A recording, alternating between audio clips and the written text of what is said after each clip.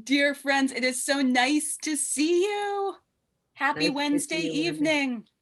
Um, One of the things I promised that we would begin with first and foremost was a check-in of the class. I asked you the advertised dates for this class were giving us off next week, December 23rd, which Okay. upon further reflection is looking a little like overly ambitious in terms of what people might be able to commit to the week of December 25th, shall we say. So I asked you check your calendars and to vote in the chat, shall we hold class on December 23rd? Yes, hold class on December 23rd. No, don't hold class on December 23rd. If we hold class next Wednesday, December 23rd, this class in its 8-week semester will extend only 1 week into January instead of 2 weeks into January. So please, while our beloved Jessie Katz, our magnificent programming coordinator, is still on the call, still letting people in from the waiting room, let us tally the votes.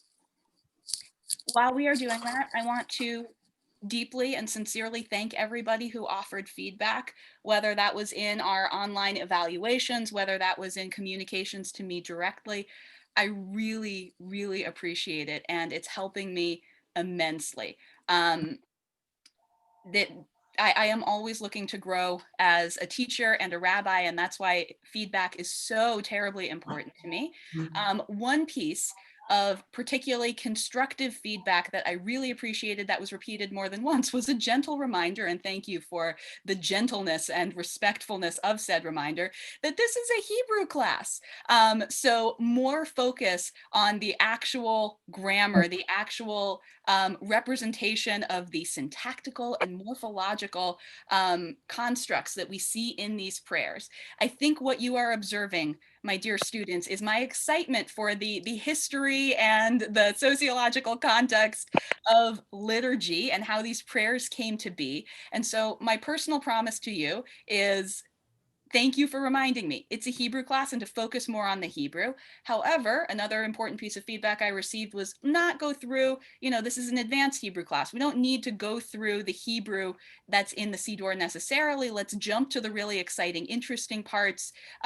We all, either because we have the Hebrew skills, our understanding of what the themes of these prayers are. If we do not have those Hebrew skills, the translation is right below the Hebrew. We can probably figure it out. And I promise that at the beginning of every class, I will reset my kavanah to really be focusing on the Hebrew, the Lashon Kodesh of the tefillot that we are offering. And what's probably going to happen is I'm going to get excited. I'm going to run off on a tangent about the sociological or the anthropological significance of a particular prayer we're studying. And secretly, apparently, most of the class will be delighted. And I will reset myself every time so that we try not to depart too terribly much from the mission statement of this class. But never fear, I don't have that ironclad self-control. We will definitely be going on these historical journeys and deeper interpretations of what these prayers represent, as well as what they literally mean. So thank you to everybody who voted for the class to be held on the 23rd, which you are correct is not necessarily next week, it's the week after next week. But I am seeing overwhelmingly that we are voting to hold the class, and there are some people who can't make it, and they will watch the recording of the class. So Jesse and I are taking notes to change the internal and the external, the website calendar of CBST, to represent class will meet on Wednesday evening, December 23rd, and class will be recorded, as it always is, for anybody who can't join us on that particular Wednesday evening. Thank you, thank you, thank you for submitting those evaluations. The link continues to be live. So for the rest of class, if you're ever like, Rabbi Rapport, you're really not sticking to it, or I loved this thing that we learned about, can we continue to deepen in that direction? Or like, oh, could you save this for next semester when we do Lashon Kodesh Part 2? Keep sending in the evaluations. The link continues to be live. And Jesse and I get pinged whenever anybody fills out that evaluation. So it can be an ongoing conversation. It's not just, I wanted to check in before session 4 and then check out after the whole class is over. All right, with that, let us begin our study this evening. The very first thing I want to do is to surround our beloved classmate, Bobby Roberta Hand, with all of our good wishes and blessings. Bobby's partner, Barbara's father, just passed away at the age of 97. May Lawrence Schultz's memory ever be for a blessing. And Bobby, we are so glad that you are with us tonight, and we surround you with all kinds of prayers and blessings in his honor and in the support of you and your beloved partner. Thank you for being part of our community. So I'm dedicating our learning this evening in his memory. And if there are those for whom you are remembering in this particular season, one of the greatest mitzvot in Jewish tradition is to dedicate learning in somebody's honor, because through our learning, the whole world is filled with blessing and is filled with Torah. And there's nothing kinder, more beautiful, or more significant that we could do. So please, Thank you so much. absolutely, Bobby. I'm And glad I'm not on video because I'm crying. we love you, and we love your Zoom picture that makes you feel you're right here with us. Thank you. All right. The first thing that I want us to study tonight, remember that we're diving into the Amidah this evening and a couple of different pieces of the Amidah. And then we will return next week to the Hashkivenu. We're doing it a little bit out of order so that we're prepared for Hanukkah as it comes in tomorrow night. Hooray. And then Shabbat Hanukkah, we will recite this particular Amidah and the special insertions as a community on Friday evening and Saturday morning. I thought one of the best ways to begin, as the Talmud tells us we should begin any recitation of the Amidah, with a kavanah, with a spiritual orientation and opening, before we really get to the work of tefillah. And we're going to talk more about what the Talmud defines as tefillah. So if you are in your CBST Siddur physically, we're going to be on page 103. I'm going to share the screen so everybody can see where we are, but then I'm going to bring it down so that we can hear a beautiful melody to this particular Leah Goldberg poem. Leah Goldberg, as far as the history of our Siddur goes, is a contemporary Hebrew writer, an Israeli poet who was part of the second Aliyah movement, lived on Kibbutz Degania, and lived her life within the Kibbutzim movement, and is considered one of the matriarchs of Israeli poetry. This particular offering by her, colloquially called Lamdeni or Lamdeni Elohai, based on its first two words, is a treasured favorite in the Israeli canon of poetry and at CBST. It's been set to music in any number of ways because it is so gorgeous. And the particular musical piece I'm offering you tonight is not the one that Zevi Berman sang 2 weeks ago at Shabbat service. That was a setting by Cantor Benji Schiller, who is a current faculty member at Hebrew Union College, the Reform Movement Seminary, and the School of Sacred Music. The reason I wanted us to listen to this particular musical setting is because it highlights the rhyme scheme. And I wanted to spend 1 second talking about what rhyme and meter means in the course of Hebrew language and Hebrew literature. So to say that the Torah does not have a rhyme or meter scheme within its language would be a gross generalization, but the sense of rhyme and meter that we as English speakers have become accustomed to, the rhyming of final syllables, not merely the consonants, the repetition of a final consonant or a beginning consonant, not merely the assonance, which is the repetition of a vowel sound over and over again, but the rain in Spain stays mainly on the plain, the perfect matchup of length, syncopation, and sound that makes all of those words match is not a concept that happens in biblical Hebrew. Biblical Hebrew poetry is usually defined by parallelism. And what I mean by parallelism is, yes, sometimes you get repetitive structures.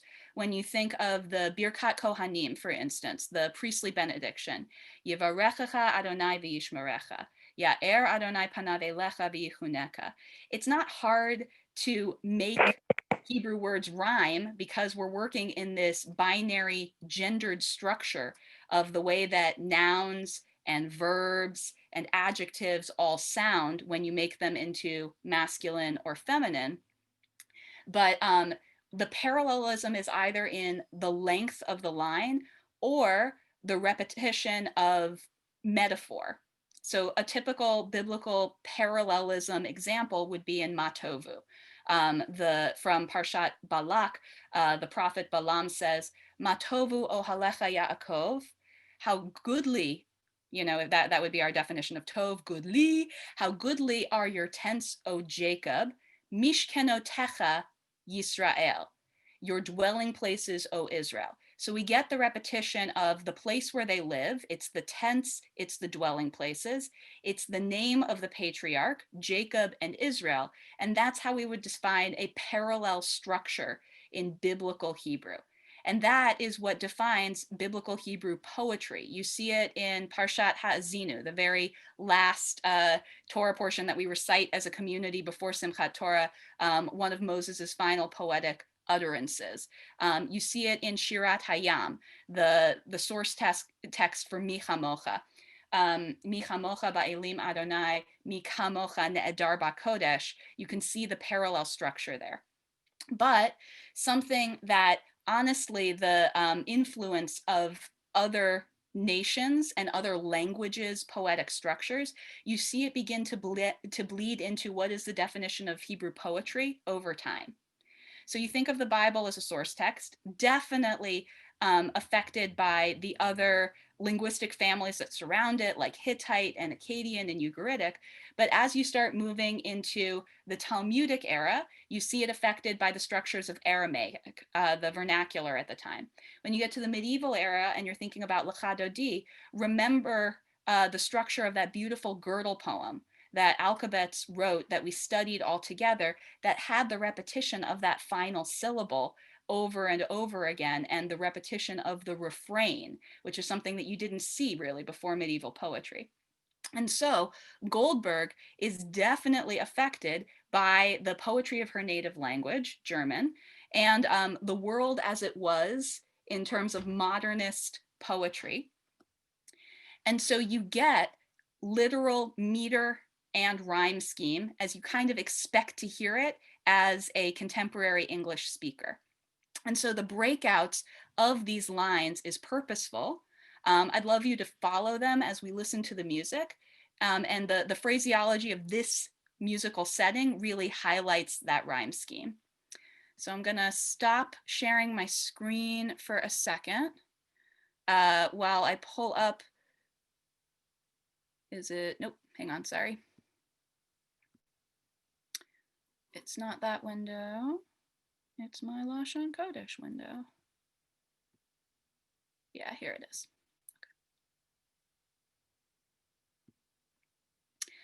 So this is a setting by Beit Tfilah Yisraeli, beloved at CBST. This is a Tel Avivi Jewish community that meets Banamal, Shabbat on the port, and we use a ton of their really beautiful settings for our Kabbalat Shabbat Psalms in particular. We love their Psalm 92. And this is Yonatan Neve's setting of Lamdeni Elohai. Lamdeni Elohai, Barech v'yitpalel,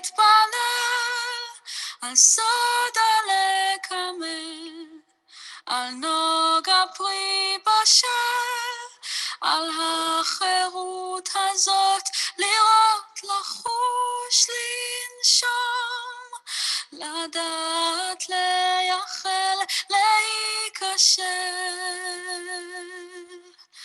למד את שפתותיי ברכה ושיר הלל, בהתחדש זמנך עם בוקר ועם ליל. לבל יהיה יומי היום כתמול שלשום, לבל יהיה עליי יומי הרגל. למד את שפתותיי ברכה ושיר הלל, בהתחדש זמנך עם בוקר ועם ליל. לבל יהיה יומי היום כתמול שלשום, לבל יהיה עליי יומי הרגל.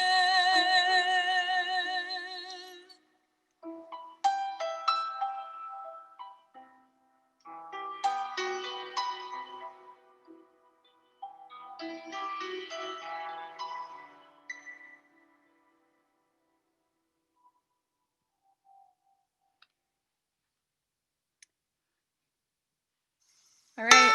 Oops. Nope. No more Bandcamp. No more. Sorry about that. All right. So I'm going to return to our CBST door for us to look a little bit more closely at the particular language that Goldberg used and what we can learn from it.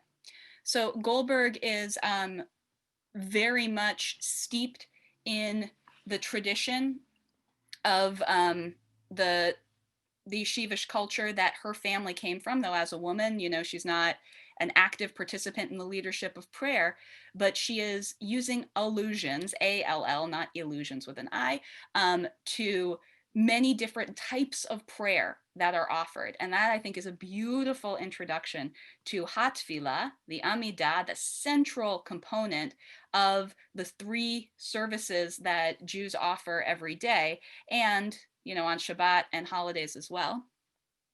So Lamdeni Elohai Barech V'hit Palel, you've got these two root words in here for blessing, and Hit Palel, the Hit Palel reflexive of praying. Al Sod Ale Kamel, this is, you know, a withered leaf. This particular word for leaf is a very interesting choice. It is particularly literary in its function. You really only see it in like medieval and romantic Hebrew poetry. We would use the word anaf more colloquially. But she wants to give a heightened sense to the language that she uses in this beautiful, very concise poem. And look how she's carefully constructed the ends of each of these sentences, v'hit palel, bashel, v'his kashel. And this repeats again. You've got the el, the om in both of these verses, and then the el as a closer. And that's something that you're not going to see in most Hebrew poetry that's pre the modern era. And by modern era, I would say, like, you know, post, never mind Enlightenment, but emancipation. And it's definitely an effect of the other spoken languages that are in the land of Israel at that time. Lamed et siftotai, bracha v'shir halel. So we repeat this idea of a bracha, a blessing, but shir halel, a song of praise, in a particular sense that the Amidah also follows, that these are the praiseworthy parts, the blessings of praise that you always have to say before you get to any kinds of petitions, which we're not going to do on Shabbat, and we're going to talk about that. But both the blessings and the praise sense. What else did I want to highlight for you here? Leval yihyeh yomi hayom. So that, so leval is also a very poetic, flowery way of saying, so there shan't. You know, in one 3-letter word, you get the entire sense of, so there shan't. become a day-to-day sense of my experience. Kitmol Shilshom. Tmol Shilshom is also the name of a really delicious restaurant in Jerusalem that was a center for queer, that is currently a center for queer life and Israeli poetry. Shai Agnon, Yehuda Amichai, and David Grossman all have like special chairs at that restaurant. It postdates Leah Goldberg, but I'm sure they would make a chair in her name as well. But this is, if you know the Hebrew word etmol, then you know the root of this idiom, tmol shilshom, which technically is like the day before yesterday, because you see the root shalosh in here.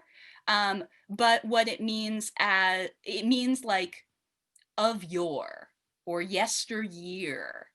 It isn't necessarily used to literally mean the day before yesterday as explicitly as it's just like a sense of time gone by. But that my routine shouldn't be yomi hergel. You see regil in here, that it's not regular, that I always maintain a sense of wonder as I enter my prayer and as I learn from all of the blessings that the natural world and the universe hold in store for me.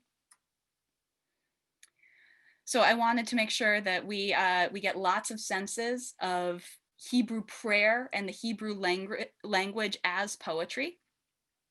And I think it's so beautiful that we can center ourselves in language that we are familiar with of today as we travel back in time to talk about Hatfilah, the central prayer in the rabbinic imagination.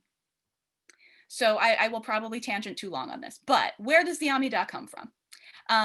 It is Mishnaic in its Hebrew language, which means that it's in the ether around the 1st century of the Common Era. The Mishnah refers to it, but doesn't give it any script.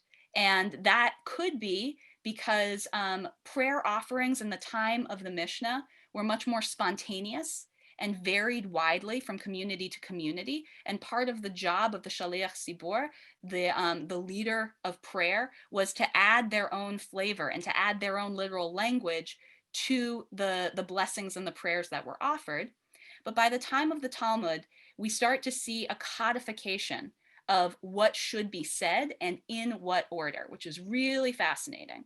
So we saw different parts of our service that are directly lifted from Torah text, right? Micha Mocha, Shema, Ve'ahavta, the paragraphs that make up the Shema. But this is some of the first liturgical innovation we see in the history of Jewish prayer, and specifically in the Hebrew language. And this is where the sense that prayer must be offered in Hebrew, this is the Holy Tongue, it's not enough to merely offer the vernacular, our spoken common language of wherever we happen to be, especially if we're in the diaspora, that Hebrew is the language that unites Jews across the planet when they are speaking in the language of prayer. The story of the Amidah in the Talmud is mostly in tractate Brachot, not so surprising, it's all concerned with blessings, and we see all kinds of fascinating instructions. We see that these prayers seem to have been floating around, but Rabban Gamliel decided to order them. He put them in order of 18 benedictions. Why 18? There's a bunch of commentary on that subject. Maybe it's because if you look back to our beloved Psalm 29 from the Kabbalat Shabbat service, God's name is recited 18 times, 18, of course, being a very auspicious number with the gematria of Chai. But another beautiful, beautiful quotation that I saw in that particular section of Talmud, it's Brachot 28b, whoever wants to look, is that there are 18 vertebrae in the spine. Are there 18 vertebrae in the spine? I am not a doctor, and it's probably not right. The rabbis had a very creative understanding of human anatomy. But this is the indication that we should bow. That's why you see the asterisk and this direction at the bottom of the page that says you should bend your birkaim, your knees. There's a midrash that says, Baruch, birkaim. You see a similar root structure. It's not really, but it's a homophone. So bend your knees when you say Baruch, and raise up when you say Atah. The Talmud describes how you are supposed to bow, but believe me when I say the commentaries on the Talmud have all, Rambam, Maimonides, has all kinds of judgy statements about if you bow too low, it looks like you're not taking this seriously because you want to look the most devout, but if you don't bow enough, it means that you're not taking it seriously because you can barely stand to like incline your head and give a little nod. There's also, of course, exceptions for people for whom this is physically challenging or impossible.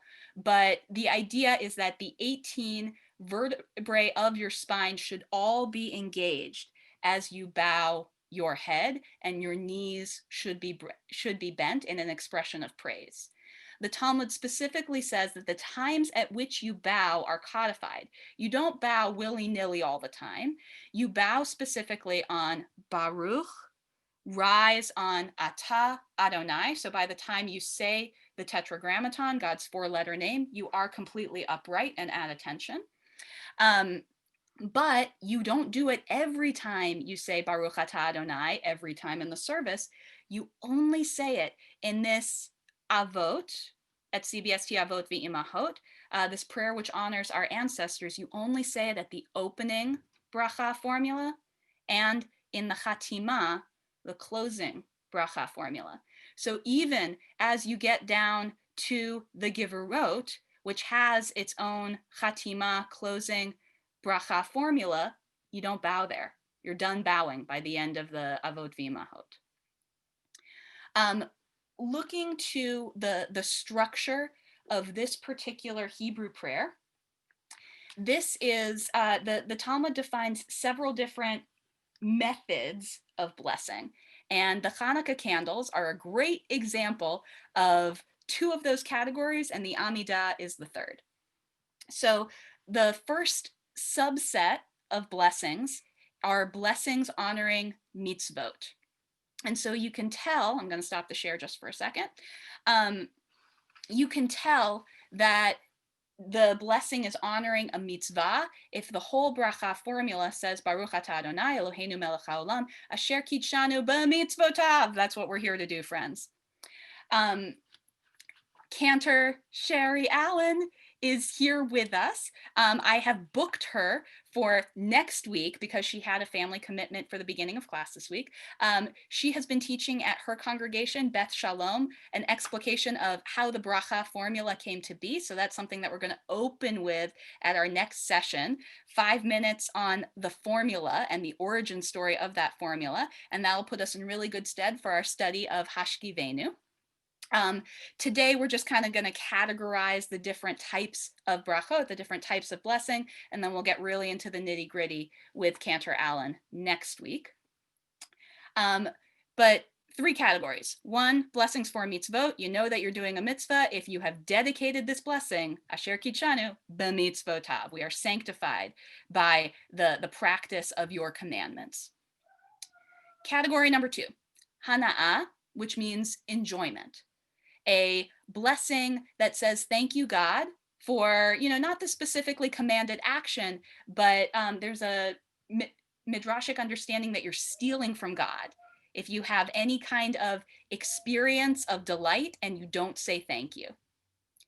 So blessings over the food you eat. Andrea, this is why you are our model student for this class. Hamotzi lechem min haaretz, borei mine mizonot, all kinds of delicious baked goodies, shehakol yehiyeh bidvaro, that everything should be according to God's will and God's word. And if we look at the Hanukkah candle blessings, the one that we say on the very first night, the Shehecheanu, is an example of one of these blessings of enjoyment. We say, thank you, God, you have sustained me and you have brought me to this moment. And for this, I am grateful. The second blessing, the blessing that we say on every night of Hanukkah, asher kitshanu b'mitzvotav v'tzivanu lahadlik ner shel Hanukkah. That is one of those mitzvot blessings. And then finally, you've got tefillah. Tefillah is a formal conversation in which you enter with God as a partner. It is, by its definition, dialogic. So it is a conversation between two partners, even though those partners aren't on the same level, as we saw from all of those vassal suzerain treaties that got repeated in the Ve'ahavta and in Ahavat Olam. But there is a sense that, if you were not there to bless, what use is God, who's there to appreciate God's creation and to say thank you? The weekday version of the Amidah is a series of 18 blessings, and 13 of those are petitions, bakashot. God, would you so kindly punish the heretics? God, will you grant us with knowledge and wisdom? God, will you cause our crops to grow and to nourish us? In order to make all of those petitions 3 times a day, you have to offer a blessing sandwich. You can't just, anybody who's asked for anything knows you can't just like right out of the gate say, this is what I want for Christmas, Hanukkah, Kwanzaa, Diwali, my seasonal holiday of the winter. You got to butter the giver up a little bit first. So the practice that we have is a series of praiseworthy blessings, and that's what you see with the Avot V'Imahot and the Givurot. And then you can start getting into the petitions. After that, however, you can't just like walk out the door and say, thank you, now you have my shopping list. You have to offer thanksgiving. And that's the section that we're going to close with tonight. That's the part of the Shabbat Amidah that includes Al Hanisim, the special insertion for Hanukkah and for other holidays of that nature. So more on that in like 20 minutes. No, less than 20 minutes for sure. I'm going to open back up our Amidah from B'chol Levavcha. And you can see we're on page 106 if you're following along in the physical Siddur. So the Amidah, according to the Talmud, should be offered 3 times a day, and there are multiple reasons why it should. Not necessarily conflicting, but a couple different reasons mentioned, which usually means that we don't actually know, but they're really good stories, and we don't want to skip any of them. So the first one is that you know that the innovation of the rabbis of the rabbinic era facing the destruction of the temple in 70 CE is that we offer, as Maimonides puts it, avodah shebalev, sacrifices of the heart instead of sacrifices on a physical altar, because there is no cultic center anymore in Israel. And the rabbis have to innovate. They have to come up with a new way to be in communication with God, to make those petitions, to offer that gratitude. And they come up with a version of prayer that was innovated by Hannah, Samuel's mother, whose story we read on Yom Kippur, that every person has the opportunity to be in communication with God, offered very quietly. That's why you see Belachash right here, offered in a whisper, that this is your personal prayer. So we say one reason that we offer the Amidah 3 times a day is because we are recalling our ancestors, specifically to the rabbis, the ones who mattered were the patriarchs. But you can see in our CBST Siddur, not only do we embrace the egalitarian innovation that you see in Reform, Reconstructionist, vast majority of conservative synagogues, although the conservative prayer book and the conservative machzor that we use this year like offer an option without the matriarchs just to make, I don't know, the misogynist happy or something like that. I digress into politics. What's beautiful and interesting about the CBST Siddur, of course, is not merely the mention of Sarah, Rebecca, Leah, who was married to Jacob first. You hear in some recitations Rachel before Leah because Rachel was the favored wife. This Siddur does it in the order in which they became matriarchs. So Leah is first, but also Bilhah and Zilpah, the handmaidens of Leah and Rachel, who between the two of them actually mothered the majority of our 12 tribes of Israel. But to the rabbis of the Talmudic era, the ones who mattered were Abraham. It said that Abraham rose early in the morning in order to get to Mount Moriah and make that fated almost sacrifice of Isaac. And so Abraham is associated with morning prayer, with Shacharit.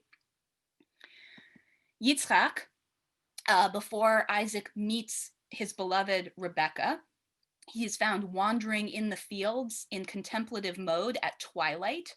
And so it's said that the mincha service, the afternoon service, which is decidedly afternoon, but before sunset, is Isaac's prayer. And then Yaakov, as we just read recently in our Torah portion last week, Jacob wrestles with an angel and names that place as holy and as a site for prayer. But it doesn't happen until darkness has fallen, because darkness is this sort of magical, creative, elemental time in which Jacob can confront, is it an angel? Is it his brother Esau? Is it himself? Is it a representation of God? But whomever he wrestles, it happens in the evening. And so Jacob is associated with evening prayer. Also, that fabulous dream he had about the angels going up and down on the ladder, where he also dedicated that site, happened in the evening. So that's one reason why we would offer the Amidah 3 times a day, honoring each of these patriarchs. We also remember that there were 3 sacrificial services in the temple, so maybe it's just trying to line up with that. But that's such a pretty story, we can't ignore it. So in terms of the structure of the praise, before we get to the petitions that happen on a weekday, you see that you need a couple of formulas to be able to knock on God's door and say, I am here for a conversation. On a weekday, it's a negotiation. I offer you all this praise, and in return, you bless all the things I want you to bless, you curse all the things I want you to curse. So before you even start your series of blessings, you say, Adonai sefatai tiftachu fi yagid tehilatecha. May the offerings of my lips, may my mouth be open to offer praise to you. And this is really the thesis statement. We're not here to be asking for things. Our goal in tefillah is to offer praise. You open with bracha formula, so God's like, oh, I know what we're doing here. We're not just like having a chat over tea time. We have a purpose to this conversation. It's the salutation to the letter that you write.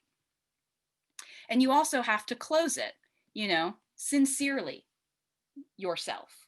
And sincerely is actually a good word for this, because the Talmudic rabbis say that you must, though this is keva, this is one of the very first series of blessings that was meant to be said in a scripted order with specific words.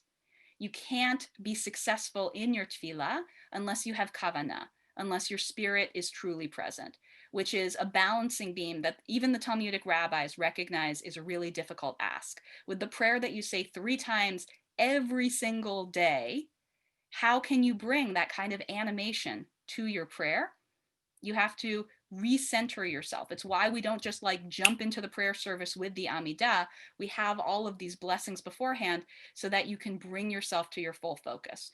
Also, if you're in the custom of putting your prayer shawl, your talit, over your head to help like give you blinders and really focus on the words of your prayer, that's one embodied way that many people try to focus their kavanah, bring themselves mindfully present to the moment. So in the weekday Amidah, you offer the Avot V'Imachot, the Givurot, the blessing of God's name, and then you enter into those petitions.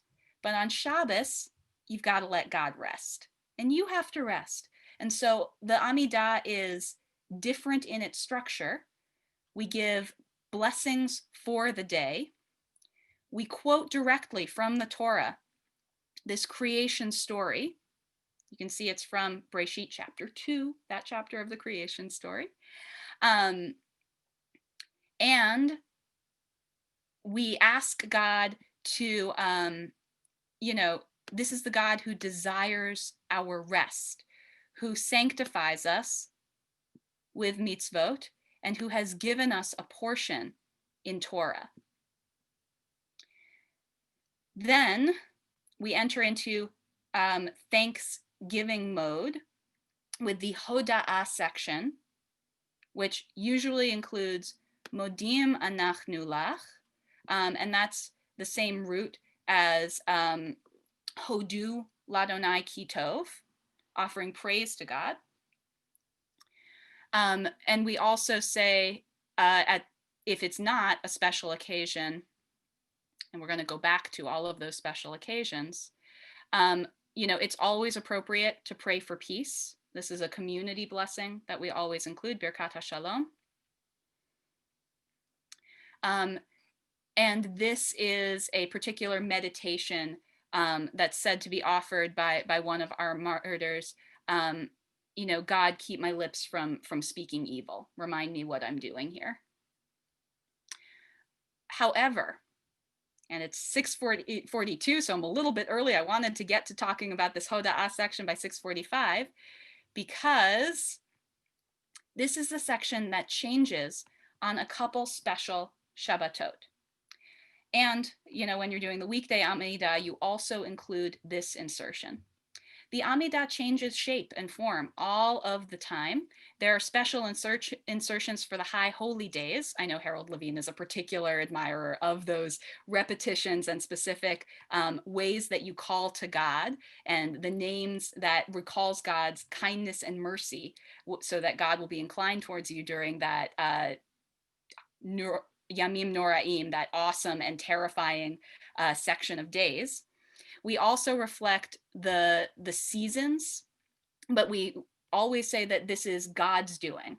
The changing of the seasons is Mashiv Haruach, Umorid Hagashem, or Morid Hatal. God is the blower of the winds, the bringer of the dew, or the bringer of the heavy rains that we associate with fall.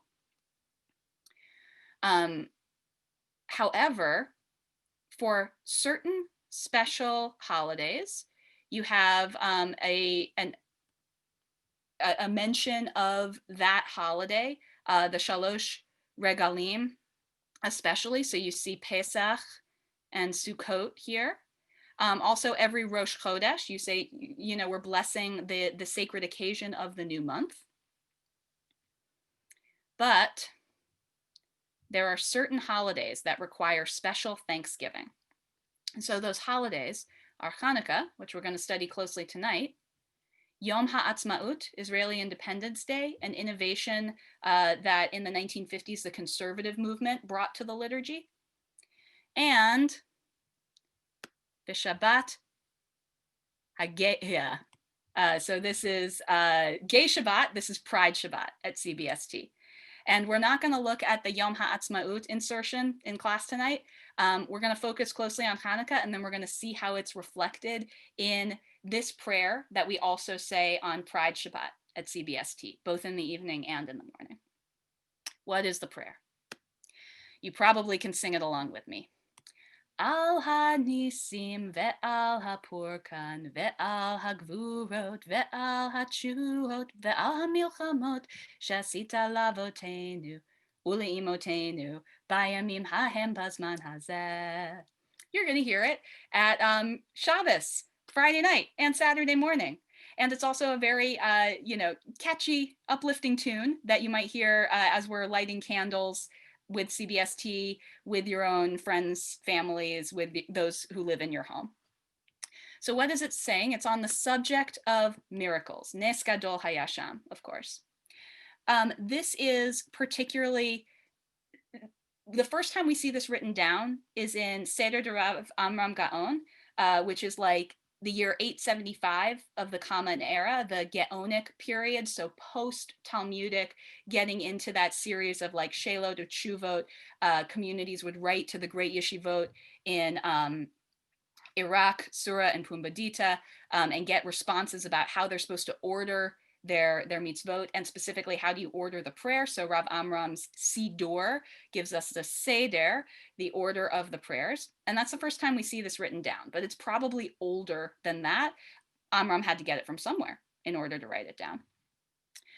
So Purkan is a particularly like Mishnaic way of referring to salvation. And then it's repeated here with hatshuot, which is the more common idiomatic way to say it.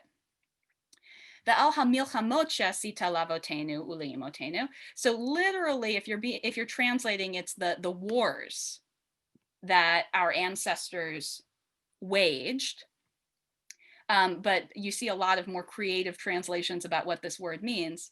But when you're thinking about Hanukkah and you're thinking about the revolt that happened against the Seleucid Empire in, was that 164 CE? Let me see. 164 BCE, not CE. This is very literally a war. And when you think about it in the context that one might offer this for Yom HaAtzmaut, that's also very literally a war. So you can see how the metaphor is extended to the war for recognition and inclusion and honor as an LGBTQ community. We're going to get to that really soon. Bayamim hahem bazman hazeh, two ways to read this, and it's really, dealer's choice.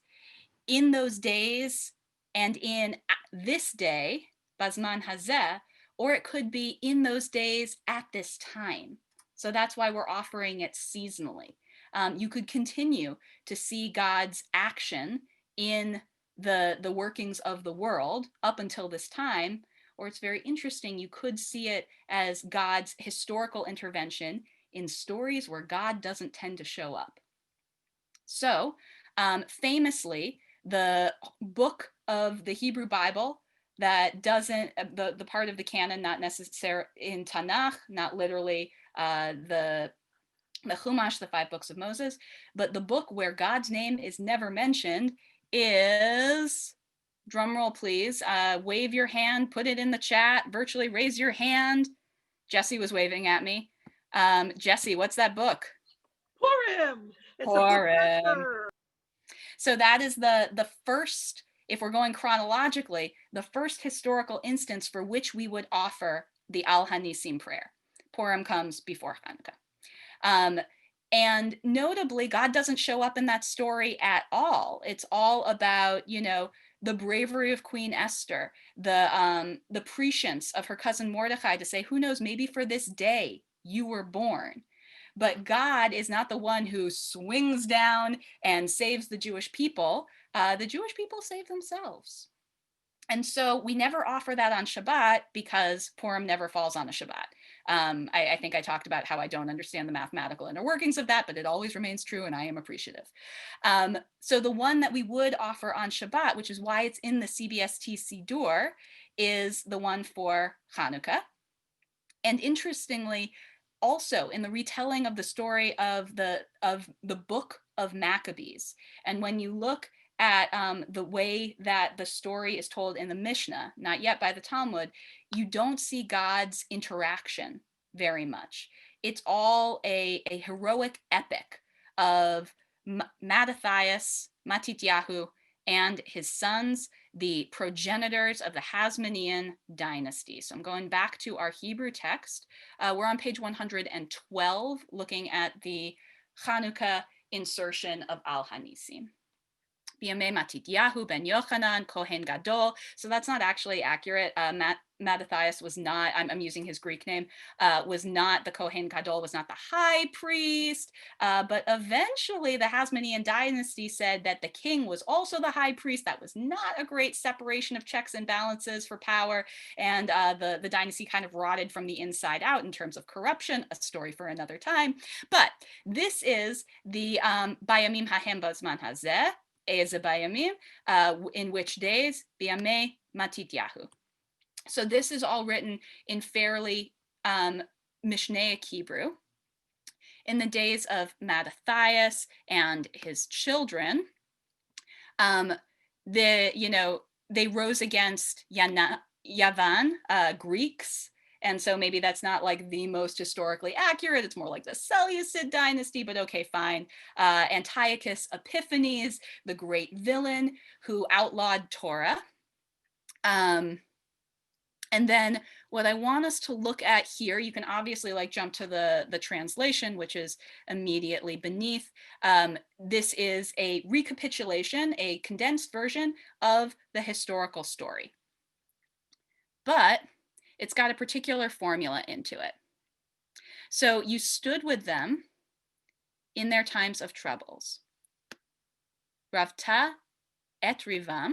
So see the repetition of the root here from the verb to the noun. You fought their battles. Danta et dinam. Going through the end of the sentence. So you see God's presence in everything that happens. All of these verbs, you know, the judgment and the sufferings. God is standing with the people of Israel, experiencing it along with them. And then you see a series of remarkable reversals. So you deliver the mighty into the hands of the weak. You deliver the many into the hands of the few. You know, the unclean into the hands of the clean. That's a very political statement from the Mishnah. The evil into the hands of the righteous. There's no other way to read this, but like we are always the good guys, even though, you know, history is the telling of the victors. And so this is what I want us to look for when we move to the pride reading of this. Anything else that I wanted to point out to people? This is the section about lighting the holy lights in the sanctuary. Notice that the miracle that's mentioned here, al hanisim, what's the nes? It is not that the light lasted for 8 days. The nes is this extraordinary overturning of the odds were stacked against, and yet who won the day? The few, the weak, but the pure and the righteous. And so we offer pray lehodot. We're in the hoda'ah section. We offer praise and thanksgiving to your great name. So that is al hanisim for Hanukkah. However, let's jump down to Shabbat Hageah. And this is a really interesting, you know, Lashon Kodesh, Hebrew continues to evolve. The Hebrew that Rabbi Cohen used when she formulated this particular Al Hanisim was purposefully Mishnaic, so that you will see that it follows the same linguistic, structural, and syntactical and idiomatic patterns. However, the language has shifted. So you can say, and again, if you're looking for the translation, on page 115. So in the days of the civil rights movement in America, Kama Kihilat Hageim. This is not the way you would say LGBTQ in modern Israeli Hebrew. Now there's an acronym for it. Lehatav, lesbit, homosexualit, bisexualit, transgender. You know, these are all borrowed English words, but in when did Rabbi Cohen write this? I have to ask her literally what year she wrote this in. But it's more than 10 years old. And at the moment, it was called Kihilat HaGeim, the gay community. And that's how you referred to it in modern Hebrew. And believe me, there was not a Mishnaic equivalent that she could draw upon. But what I want to point out to you, first of all, is the beautiful innovation of every time you see a slash here, you can address God in the masculine or in the feminine. Who knows, you know, I hope in our Lashon Kodesh class to maybe bring Lior Gross, the founder of the Non-Binary Hebrew Project, one way that we can use Hebrew in a more inclusive way to be non-binary, but I would still want all of these options so that you can honor the masculine and the feminine gender as well as the non-binary aspect of God. And what I want to point out is, here, I'm going to show you where it is in the English first. The naming of what happened is specific to the historical instance in the same way that the Al Hanisim for Hanukkah was like recapitulating in the days of Mattathias. The Greeks rose up against us. But you can see that the formula is kept exactly the same. That you stood, here we are. So you stood with us in our time of trouble. See how it's directed at God, masculine and feminine. Fought our battles, judged our judgments, strengthened the hearts of all of us to stand together, and opened up our eyes. This is where Rabbi Cohen departed in the formula. So she used exactly the same language from the Al Hanisim from Hanukkah, but then she queered it. Rather than saying, you know, the pure and the impure, the upright, the few, the weak. She speaks only in positive language to say that the freedom and the right to love belong to all creation. So you've opened up our eyes to see the wonders and to create miracles, to love who we love. And another beautiful thing that I loved was her reference to marriage, that it's not just like, it's not in the shadow and the safety of the places we dwell, but out in the light of life. She then pulls a very famous and particular quote from the Book of Psalms, which is not typical in the formulation of Al Hanisim, either for Hanukkah Purim or for Yom HaAtzmaut, but I think it's so perfect and beautiful. Even Ma'asu Habonim Hayta LaRosh Pina.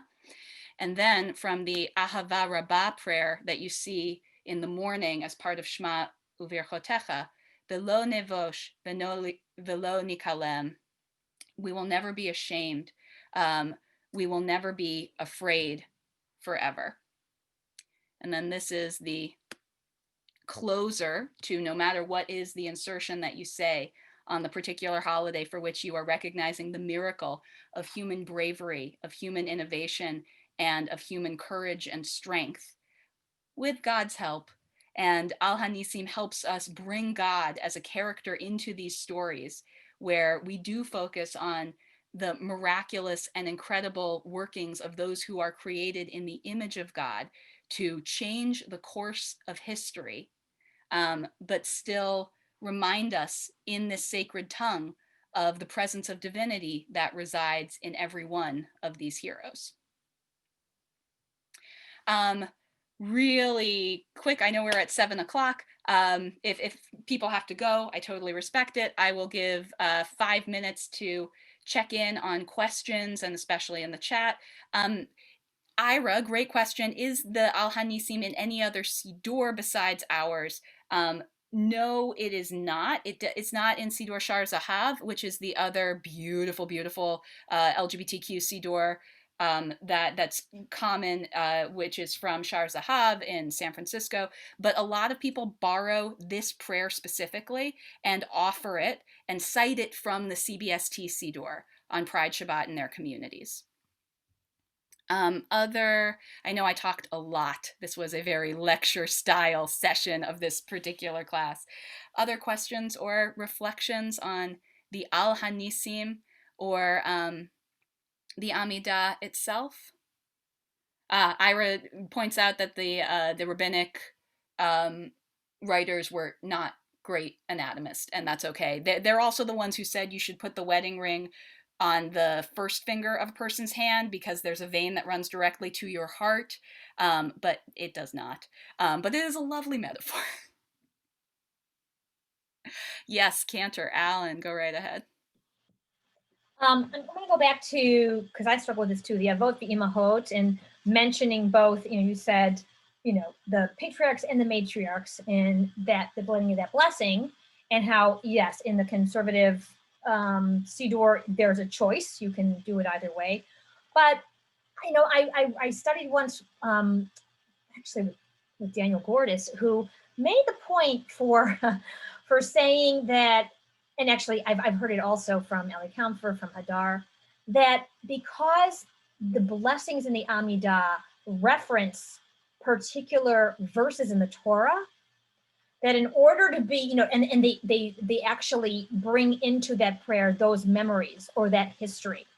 So he quotes that avot v'ima, well, avot, is really from Exodus 3:6, which is when God said, the God of your father, the God of Abraham, the God of Isaac, the God of Jacob.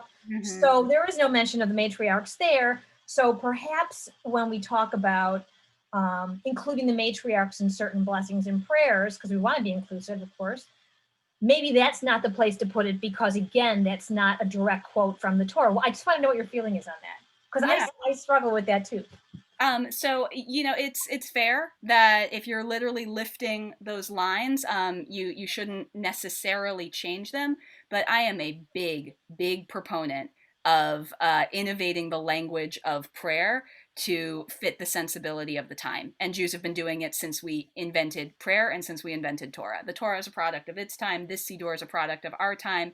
And I think it would not be a representative product if it did not mention our matriarchs specifically and their contributions. And I can't wait to see who else we include.